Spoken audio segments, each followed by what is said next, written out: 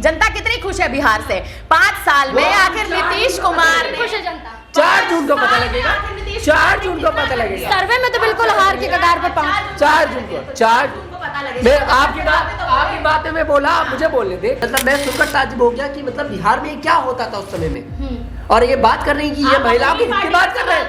आप अपनी पार्टी पर, आप अपनी ही पार्टी पर सवाल दाग रहे हैं। आप ही के नीतीश कुमार थे, जब लालू आप ही के नीतीश कुमार सत्ता में थे, 2019 में सत्ता में थे, क्या बदल दिया उन्होंने? अगर आप खुद अपने मुंह से ये बात बोल रहे कि 10 साल के बच्चे की शादी हो रही है। अगर वो निर्दलीय चुनावी मैदान में उतरा तो आप तब भी देखें इनकी तरह कम से कम हमारे नेता बगावत सुर तो नहीं अपनाते हैं, ठीक है ना? पप्पू यादव अभी भी महागठबंधन कांग्रेस के साथ है, तो मुझे नहीं लगता मुझे इनको ज्यादा जवाब देने की जरूरत है।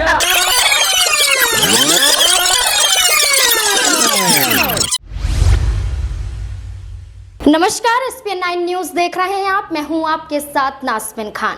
18वीं लोकसभा, 545 लोकसभा सीटें, 29 राज्य और सत्ता और विपक्ष की पार्टियां। लोकसभा का चुनाव जो 7 चरणों में संपन्न हो चुका है तमाम राज्यों में।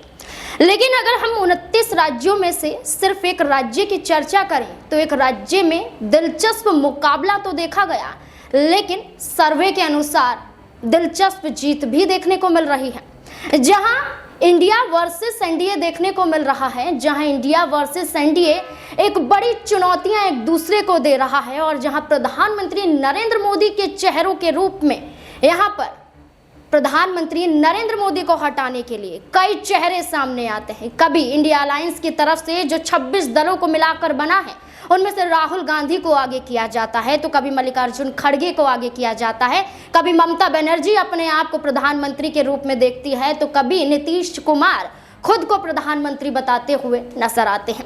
लेकिन वो नीतीश कुमार जो लोकसभा चुनाव में पलटी मार जाते हैं और चले जाते हैं एनडीए के साथ। और बिहार में सीटों की बात करें तो 40 लोकसभा सीटें आती हैं, और 40 में से जहां 23 सीटों पर आरजेडी चुनाव लड़ रही है, जहां आरजेडी की तरफ से वीआईपी को सीटें दी गई हैं 3, यहां पर वामपंथियों को सीटें दी गई हैं 5, इसके अलावा यहां पर कांग्रेस पार्टी को भी सीटें दी गई हैं।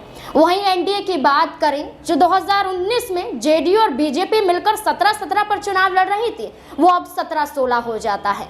यहाँ पर एलजेपी को 5 सीटें भी दे दी जाती हैं, हम पार्टी और आरएमएल की बात करें 1-1 सीट उन्हें भी मिल जाती है। लेकिन यहाँ पर चुनाव संपन्न होने के बाद एक सवाल बनता है, वो सवाल है आखिरकार जीत किसकी हो रही है? तमाम पार्टियां हैं, तमाम सीटों पर चुनाव लड़ रही हैं, लेकिन जनता ने किसे पसंद किया है ये बड़ा सवाल बनता हुआ नजर आता है। और हमारे रिपोर्टर्स जनता के बीच गए, जनता की राय जानने की कोशिश की, और एक चौंकाने वाला सर्वे निकलकर सामने आया जिसमें कहीं ना कहीं इंडिया अलायंस एनडीए से आगे निकलता हुआ दिखाई दे रहा है। इस सर्वे के बारे में हम आप एक रिपोर्ट के माध्यम से बताते हैं। दरअसल 245 लोकसभा सीटें बताई जा रही हैं। अगर हम एनडीए वर्सेस इंडिया अलायंस की बात करें तो यहाँ पर इंडिया को 280 सीटें मिल रही हैं, और वहीं बात करें एनडीए की तो 250 सीटें वहां पर मिल रही हैं, अदर्स को 15। लेकिन सिर्फ हम बिहार की बात करें तो बिहार जो 40 लोकसभा सीटों से मिलकर बना है उसकी बात करें तो यहाँ पर आरजेडी और कांग्रेस का गठबंधन है, वामपंथियों का भी आरजेडी के साथ गठबंधन है, यहाँ पर वीआईपी का भी गठबंधन है। ये सब मिलाकर 20 सीटें जीतते हुए नजर आ रहे हैं। और इसी के साथ साथ बात करें एनडीए जिसमें जेडीयू, बीजेपी, हम यहाँ पर एलजेपी की बात करें, ये तमाम पार्टियां आती हैं, वो कुल मिलाकर 17 सीटें जीतते हुए नजर आ रही हैं, और अदर्स के पास 3 सीटें। यानी कि जो 2019 में देखा गया था कि भारतीय जनता पार्टी के सहयोग के साथ तमाम पार्टियों ने मिलकर यहाँ पर 40 में से 39 सीटों को जीत लिया था, मात्र 1 सीट को छोड़कर, वो यहाँ पर दावा किया जा रहा है कि अब तमाम सीटों पर एनडीए फिसलता हुआ दिखाई दे रहा है। इसी पर तमाम सवाल बनते हैं, और यहाँ पर मेरे 2 सहयोगी जुड़ जाते हैं जो भारतीय जनता पार्टी की सीटों पर कड़ी नजर बनाए हुए हैं। एक तरफ है तनुज जो भारतीय जनता पार्टी को लेकर आगे चल रहे हैं और कहीं ना कहीं जीत का दावा भी कर रहे हैं, और दूसरी तरफ आश्रुति है जो इंडिया अलायंस की तमाम सीटों पर नजर बनाए हुए हैं, और कहीं ना कहीं दावा किया जा रहा है कि इस बार बदलाव होगा। लेकिन बदलाव होगा या नहीं होगा, इन दोनों सहयोगियों से मेरा यही सवाल रहेगा। सबसे पहला सवाल तनुज से रहेगा। तनुज, जैसे कि देखा जाए 2019 और 2024 5 साल का गैप और 5 साल में बड़ा बदलाव जहां देखा जा रहा है। सिर्फ हम बिहार की बात करेंगे पहले, और बिहार में जहां 40 सीटें हैं वहां दावा किया जा रहा है कि इंडिया अलायंस को ज्यादा सीटें मिल रही हैं। सर्वे के मुताबिक यहां पर सिर्फ 17 सीटें एनडीए जीतता हुआ नजर आ रहा है, और वहीं यहां पर महागठबंधन की बात करें तो वो 20 सीटें जीतता हुआ दिखाई दे रहा है, जो एक भी सीट नहीं जीतता हुआ नजर आ रहा है। क्या कहना है कि इस बार वाकई बदलाव हो रहा है? बदलाव हो रहा है, लेकिन 400 पार में। बिल्कुल आपने कैसे बोल दिया? क्या सर, मुझे ये सर्वे ही समझ में नहीं आया। आप उस गठबंधन को यहाँ पर मात्र 17 सीटें जिता रहे हैं जिसने 2019 में यहाँ पर 39 सीटें जीती थी। 40 मेरा काम सवाल दागना है, और जैसे कि बात करूं मैं यहाँ कि 5 साल में बड़ा बदलाव होता है और बदलाव जनता कर होगा, लेकिन 400 पार में। और बिहार के अंदर हम इस बार फिर से 40 में से 39 सीटें जीतते नजर आ रहे हैं। 40 पे इस पर भरोसा नहीं कि 40 को 400 बात कर रहे हैं। 400 पार करेंगे। एक सीट हम किसी जो निर्दलीय प्रत्याशी उनमें से भी कोई जीत सकता है, एक सीट को हम नहीं रख पा रहे हैं। बहुत सी ऐसी लेकिन हम 39 सीटें जीतते नजर आ रहे हैं पूर्ण बहुमत के साथ। फिर से एक बार नरेंद्र मोदी शपथ लेते नजर आएंगे, और समय ज्यादा नहीं बचा, मात्र 2 दिन का समय देखिएगा आप 4 तारीख को। चलिए देखेंगे देखिए डगमगाने लगेंगे। देखिए बिल्कुल, देखिए दावा कर रहे हैं कि 40 में फिर से 39 सीटें वो जीतते हुए नजर आएंगे। कैसे आखिरकार 400 पार, लेकिन बिहार में एक सीटें फिर से छोड़ रहे हैं। बिहार की बात करते हैं, 400 पार के लक्ष्य भी तो बाद में बात कर लेंगे नाज़मीन जी। लेकिन देखिए सीधा मुद्दा ये है कि जिस प्रकार से बिहार का राजनीतिक समीकरण बदला है पिछले समय में, और सबसे बड़ा मुद्दा ये नीतीश कुमार मुख्यमंत्री पद पर थे। नीतीश कुमार ने आप देखें कि बिहार में, और सबसे बड़ी बात मतदान से पहले नीतीश कुमार ने जिस प्रकार से पलटी मारी है, ठीक है, ये मुद्दा मुझे नहीं लगता सर उठाएंगे, मुद्दा उठा लेते हैं, बोलने दीजिए, बात पूरी करने दीजिए। नीतीश कुमार का पलटी मारना सीधी सीधी बात आप देखें बिहार की सियासत का उलटफेर था। नीतीश कुमार ने पलटी मारी, नीतीश कुमार ने अपनी, आप देखें नीतीश कुमार अपनी पार्टी को शामिल करने लगे। पलटी कौन नहीं मारता है? पलटी कौन नहीं मारता है? हर पार्टियों में पलटी मार। देखिए सीधी बात है, कहीं ना कहीं नीतीश आखिरकार आरजेडी के नेता पार्टी जो है पलटी नहीं मारते हैं। आखिरकार जब जेडीयू की जो बीमा भारती है वो जेडीयू छोड़कर आरजेडी में गई, क्यों शामिल क्या ना करते? वो भी तो जेडीयू छोड़कर गई क्यों, ये भी तो सवाल। और नीतीश कुमार ने अगर पार्टी छोड़ी, आप देखें सीधी सीधी बात है, कहीं ना कहीं मुझे ऐसा लगता है नीतीश कुमार को इस बात का एहसास, और एक बात हम देखें कहीं ना कहीं उन्हें इस बात डूबता नजर आ रहा है, और ये गठबंधन देखिए नीतीश कुमार कहीं ना कहीं इस बात से कॉन्फिडेंस में नहीं थे कि इस बार बिहार में वो जीत हासिल कर पाएंगे और बहुमत से चल पाएंगे। सबसे बड़ा मुद्दा ये, जब जनता ही उनसे खुश नहीं है, सर से पूछ लीजिए जनता कितनी खुश है बिहार से 5 साल में। आखिर नीतीश कुमार खुश है जनता। 4 जून को पता लगेगा, 4 जून को पता लगेगा। सर्वे में तो बिल्कुल हार के कगार पर पहुंच। 4 जून को पता लगेगा। आपकी बात में बोला, आप मुझे बोलने दे। 4 जून को पूर्ण बहुमत के साथ फिर से सरकार बनेगी। दूसरी बात, इन्होंने मुद्दा उठाया नीतीश कुमार का, तो नीतीश कुमार इसलिए साथ छोड़कर आए तेजस्वी का, क्योंकि भाई उनको भी दिखाई दे रहा है अब ये चारा घोटाला वाले जो हैं, अब इन्हें जनता का प्यार नहीं मिल रहा है। आप देखिए उनकी बेटी है रोहिणी, अपनी माता जी का बॉडीगार्ड लेकर पहुंच जाती है। तो यहाँ पर अगर हम बात करें बॉडीगार्ड की चर्चा कर रहे हैं, आप बात कर रहे हैं भ्रष्टाचार की बात कर रहे हैं। अब यहाँ पर मैं एक और सवाल ले लेती हूँ यहाँ पर कि भ्रष्टाचार कहाँ नहीं है। भारतीय जनता पार्टी तो इस बार उन सांसदों के टिकट काट रही है जो विवादित बयान देते हुए नजर आए, अपने ही सांसदों के साथ टिकट काट रहे ना। आप सुनिए मेरी बात रख ले, सवाल मुझसे है, हम टिकट काट रहे हैं, इनकी तरह नहीं कि आरोपियों के परिवार को टिकट दे रहे हैं, आरोपी को टिकट दे रहे हैं। और अभी मैं फिर से कहूंगा, अभी ब्रजभूषण के ऊपर जो आरोप लगे हैं, अभी आरोप तय हुए हैं। जिस दिन वो कोर्ट से हो जाएगा उस दिन देखिए भारतीय जनता पार्टी दूरी बनाती नजर आएगी। लेकिन भारतीय जनता पार्टी ने इतनी हिम्मत रखी कि ब्रजभूषण शरण सिंह का टिकट काटा। अगर दूसरी कोई पार्टी होती काट कर दिखा, आखिरकार क्यों भारतीय जनता पार्टी तो ब्रजभूषण शरण सिंह से अभी भी दूरी बना रही है। उनके आरोप तय हुए, कौन आया सामने, नेतृत्व का कौन आया सामने ब्रजभूषण शरण सिंह के पक्ष में बात करने के लिए? मेरे को बोलने दीजिए, आपकी बात पूरी होगी। ब्रजभूषण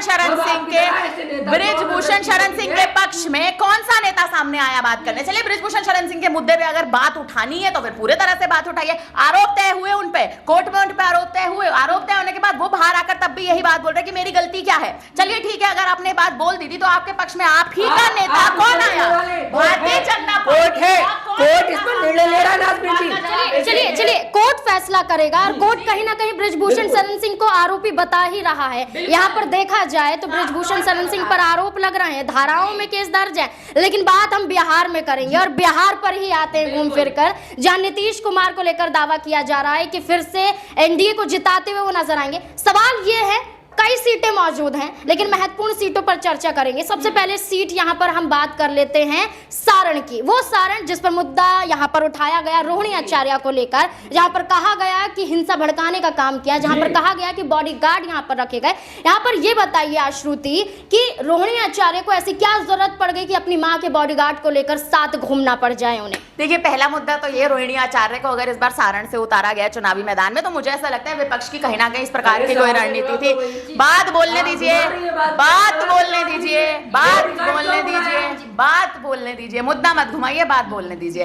पहली बात, अगर रोहिणी आचार्य को इस बार सारण से चुनावी मैदान में उतारा गया तो आप देखिए कहीं ना कहीं ये जो आप देखिए पूरा का पूरा जो बॉडीगार्ड का एक तरह से आप देखिए जिस प्रकार से जो षड्यंत्र किस्म का रचा जा रहा है, और सबसे बड़ी बात एनडीए कहीं ना कहीं इस बात को प्रेरित करने की कोशिश कर रही है। आप देखिए रोहिणी आचार्य का ये बॉडीगार्ड का पूरा मामला कहीं ना कहीं आप देखिए राजनीति से नहीं जुड़ता है। अगर आप इसे अलग पासे में देखकर देखें या आप दूसरे तरह से अगर इस मुद्दे को उठाने की कोशिश करें। आप ये बताइए, आपकी पार्टी की नेता बॉडीगार्ड क्यों लेकर आई? मैं बहुत सहजता के साथ अपना सवाल ये रख रहा हूँ। आप ये मत बताइए कि हम उसको निशाना बनाएंगे, हमारा काम है निशाना बनाना, क्यों नहीं बनाएंगे निशाना? तो फिर तो नीतीश कुमार के भी तमाम मुद्दों को निशाना बनाने की जरूरत है, तो फिर तो उन पे भी तमाम मुद्दों। देखिए, आपके सवालों को लेकर मेरा ये सवाल बनता है कि जब मैंने यहाँ पर रोहिणी आचार्य को लेकर कहा कि आखिरकार क्या जरूरत पड़ गई, तो जरूरत वहां पर लोजपा की प्रत्याशी को क्या पड़ गई आश्रुति? जो शामिवी चौधरी हैं, जो कहीं ना कहीं बॉडीगार्ड को लेकर वो भी घूम रही हैं, वो भी कहीं ना कहीं घूमते हुए नजर आ रहे हैं। तो सवाल तो ये भी बनता है यहाँ पर कि जहां आरोप ये लगा रहे हैं कि आरोप को कहीं ना कहीं खारिज करने के लिए तो शामिवी चौधरी भी हैं। मुझे ऐसा लगता है आरोप जो है तो एक तरह से आप देखिए पूरे तरह से निराधार आरोप है, क्योंकि कहीं ना कहीं जिस प्रकार से एनडीए इस वक्त जो कोशिश कर रहा है, और जो कोशिश इस प्रकार की सबसे ज्यादा ये उठ रही है कि किसी ना किसी तरह से विपक्षी गठबंधन को एक तरह से आप देखें तो नींव निचोड़ दी जाए। और बिहार में इस प्रकार से आप देखें जो इस बार नीतीश कुमार कहीं ना कहीं ये कोशिश कर रहे हैं कि वो एक तरह से इस प्रकार की रणनीति चल दें। और तेजस्वी, आप वो मुद्दा छोड़िए, आप सबसे बड़ा मुद्दा ये उठाइए, तेजस्वी यादव सबसे सीधे सीधे एक ये मुद्दा साफ रखने की कोशिश करते हैं कि हमारे यानी आरजेडी के द्वार तो अभी भी खुले हैं नीतीश कुमार के लिए। तो क्या उनको ये नहीं पता कि नीतीश कुमार अभी भी कहीं ना कहीं वापसी कर सकते हैं? नीतीश कुमार इस वक्त कहीं ना कहीं आप देखिए प्रधानमंत्री मोदी और नीतीश कुमार ने जो इस बार बिहार में रैलियां की हैं, तमाम ऐसी रैलियां हुई हैं जहां आप देखिए अगर नीतीश कुमार ढीले पड़े तो प्रधानमंत्री मोदी ने कमान उठाई है। क्यों भाई? बिहार तो आपका है ना, बिहार के नाम पे तो आप चलते हैं, जनता बिहार के तो नाम, आप बिहार भारत का है, आप सही बात करें, बिहार किसी का नहीं, बिहार भारत का है, तो बिहार देश का है, बिहार हमारा है। बिहार हाँ, जो प्रधानमंत्री इस देश के चेहरे नहीं है, अगर प्रधानमंत्री जाकर बात कमान आपके नेताओं की तरह नहीं है। आप ये देखिए, आपके नेताओं की तरह नहीं है। आप नेता भी कम नहीं है, बिहार में आकर तमाम तरह के बयान देना और उसके बाद जाके केंद्र में तमाम अलग तरह के मुद्दे उठाना, ये कोई बयानबाजी का बात नहीं है। मुद्दा सीधा ये है, मुद्दा सीधा सीधा ये है कि नीतीश कुमार इस बार अगर वो एनडीए में आप देखें वो शामिल हुए, वो गए, आप देखें चुनावी सभाओं में भी उन्होंने अपना झंडा नहीं उठाया था। किसका झंडा उठाया था जी? भारतीय जनता पार्टी का। चलिए इज्जत की बात होती है, इज्जत की बात, भारतीय जनता पार्टी का जवाब दीजिए तनुज कि आखिरकार यहाँ पर नीतीश कुमार को जरूरत क्या पड़ गई कि वो भारतीय जनता पार्टी का निर्णय है, वो नीतीश कुमार जी का निर्णय। पार्टी का निर्णय ये भी रहा कि चलिए हम आपको चुनाव ही नहीं लड़ाते, चलिए आप चुनाव लड़े, साथ है, वो साथ है। कहाँ साथ है?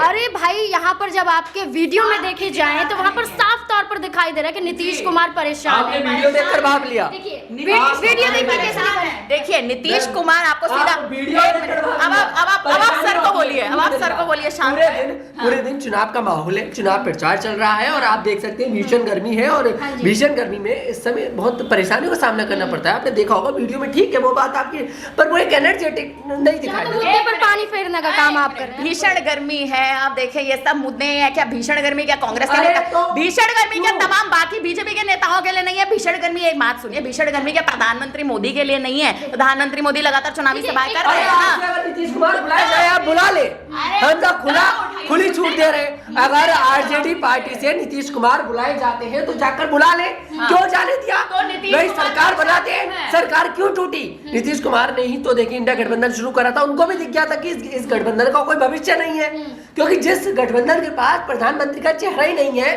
वो गठबंधन क्या जीत करेगा? और गठबंधन तो बनाए। मैं आपसे ताज्जुब कर रहा हूँ कि आप 280 सीट दे रहे हो उन्हें। देखिए बिल्कुल, सर्वे में जनता जो चाहेगी वो कहीं ना कहीं रुझानों के जरिए दिखाया जाएगा, लेकिन चलिए इस पे देखिए फिक्स नहीं होता है, लेकिन अनुमान के अनुसार देखा जाए रुझान, देखिए बिल्कुल एग्जिट पोल देखिए सर्वे जनता, देखिए जनता का समर्थन है नाज़मीन जी, आपको काटने के लिए माफी चाहूंगी, लेकिन जनता का समर्थन है और जनता जो है वो इस बार नीतीश कुमार के आप देखे कहीं से कहीं तक भी उनके साथ मुझे तो जाती दिखाई नहीं दे रही है। हमारे जो आपने जो बताया कि जो रिपोर्टर्स हैं दिखाई देगी 4 जून को दिखाई देगी। 4 जून से पहले क्या कुछ आपको नजर आता है? पूर्ण बहुमत के साथ बिहार में 40 में से 39 सीटें बात करते हैं, 4 जून से पहले अगर बात करते हैं तो बात करने के लिए फिर बिहार का मुद्दा उठाएं क्यों, अगर आपको 4 जून को हर एक चीज देखनी है सर। चलिए मुझे ये बताइए कि यहाँ पर चलिए प्रधानमंत्री की रैली में रोड शो में नीतीश कुमार नजर आए, वो उनका निर्णय था, लेकिन तब क्या जब नीतीश कुमार की जुबान फिसलती हुई नजर आती है, कह देते हैं प्रधानमंत्री नहीं मुख्यमंत्री बनाए जाने चाहिए। वो एक होता है कि कहीं ना कहीं जब मैंने आपने शुरुआत में बोला ठीक है वो गलती से निकल गया, उन्होंने सुधार किया, तुरंत सुधार किया, वो गलती से निकल गया, लेकिन उस बात को इतना बड़ा मुद्दा बनाने की जरूरत नहीं है। 400 की जगह 4,000 की बात नहीं थी, गलती से निकल गया, हम यही बोलेंगे। कोई इसमें बहुत ये एक इस तरह की खबर नहीं बन गई अरे नीतीश कुमार ने प्रधानमंत्री को मुख्यमंत्री गलती से निकल गया, ऐसा अखिलेश यादव गलती से कह रहे हैं, आपको क्या कहना है? देखिए पहली बात तो ये जुबान से जो पहली बात निकले नाज़मीन जी, मैंने तो अपने जीवन में यही सीखा है, जुबान से जो पहली बात निकले वो बात दिल की कही होती है और सच बात होती है, ये बात तो आप भी मानेंगे।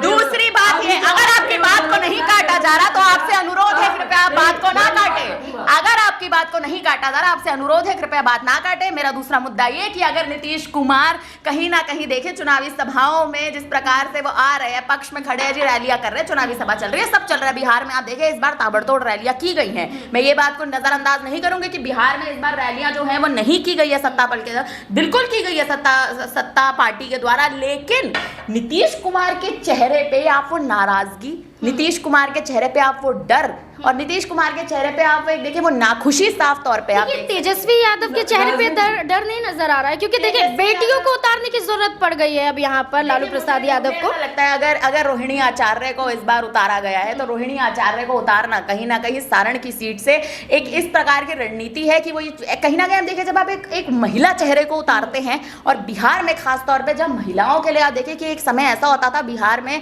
जहां पर महिलाओं के लिए आप देखें वो एक क्षेत्र नहीं था, एक किस्म का आप देखें वो मोटिवेशन कभी नहीं मिलती थी, लेकिन अब धीरे धीरे अगर वो समय बदल रहा है और उसका अगर फायदा आरजेडी उठाने की कोशिश कर रही है तो वो क्या गलत है इसमें, मुझे उसमें कोई गलती नहीं दिखती। चलिए आप दोनों का बहुत बहुत शुक्रिया, जैसा कि आपने यहाँ पर राय रखी, दोनों की राय यहाँ पर सराहनीय होगी, क्योंकि अपनी अपनी राय के जरिए कहीं ना कहीं प्रधानमंत्री चुनने की बात कही जा रही है। लेकिन अब देखना होगा कि बिहार में महागठबंधन या फिर एनडीए, और देश भर की बात करें तो आखिरकार प्रधानमंत्री कौन, ये सवाल अभी भी बना हुआ है। आपकी नज़र में जो एग्जिट पोल यहाँ पर हमारा निकलकर सामने आया, जहाँ इंडिया अलायंस को बहुमत मिलता हुआ नजर आ रहा है, आपकी नज़र में किसको बहुमत मिलेगा इस बार? 4 जून को क्या होगा बदलाव? क्या है आपकी राय? कमेंट बॉक्स में जरूर बताएं। देखते रहें SPN9 न्यूज़। धन्यवाद।